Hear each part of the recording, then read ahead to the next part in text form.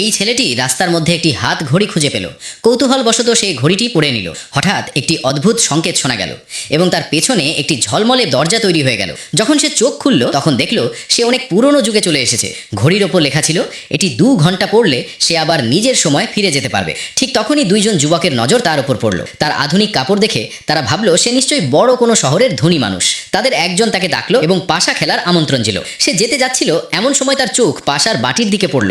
এটি সেই একই বাটি যার দাম তার সময় লাখ লাখ টাকা। সে জিজ্ঞেস করলো তারা কি এটি বিক্রি করবে। দুজন বলল বাটি সে নিতে পারে, তবে 2 বার পাশা খেলতে হবে। লোকটির কাছে টাকা ছিল না, তাই সে নিজের সোনার আংটি খুলে দিল। তারা আংটিটি পরীক্ষা করে তাকে একবার খেলতে দিল। সে ইচ্ছে করেই খেলায় হেরে গেল, কিন্তু বিনিময়ে বাটিটি তার হয়ে গেল। তারপর সে জিজ্ঞেস করলো এরকম পুরনো জিনিস আর আছে কিনা। উত্তর শুনে সে বুঝলো এই গ্রামের প্রায় প্রতিটি বাড়িতেই অমূল্য পুরনো জিনিস পড়ে আছে। সে ঘড়ির সাহায্যে আবার নিজের সময় ফিরে এলো এবং সেই বাটিটি একটি দোকানে দেখালো। দোকানের মালিক দেখেই লাখ লাখ টাকার দাম বলল।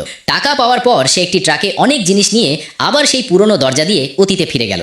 2 যুবক তার নতুন অবস্থা দেখে অবাক হয়ে গেল। লোকটি বলল যদি তারা তার কথা মেনে চলে তাহলে তারা ভবিষ্যতে অনেক ধনী হতে পারবে। তারা সঙ্গে সঙ্গে রাজি হয়ে গেল। লোকটি বলল গ্রামের মধ্যে ঘোষণা করে দাও যার বাড়িতে পুরনো জিনিস আছে সে চাইলে বিনামূল্যে নতুন জিনিসের বদলে বদল করতে পারে। মাত্র আধা ঘন্টার মধ্যেই পুরো গ্রাম তাদের পুরনো জিনিস নিয়ে হাজির হয়ে গেল। সেই সব জিনিস দেখে লোকটি খুবই খুশি। ঠিক তখন এক যুবক একটি কাগজের টুকরো পেল এবং সেটিকে আবর্জনা ভেবে আলাদা করে রাখলো। কিন্তু লোকটি দেখেই বুঝলো এটি অত্যন্ত মূল্যবান। সে দ্রুত নিজের সময় ফিরে এসে সব জিনিস সেই দোকানে নিয়ে গেল।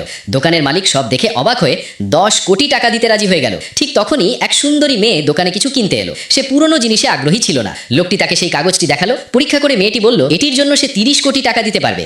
এত বড় অঙ্কের টাকা পাওয়ার পর লোকটি সিদ্ধান্ত নিল এবার সে ঘড়ির সাহায্যে আবার অতীতে ফিরে গিয়ে নিজের নতুন জীবন শুরু করবে।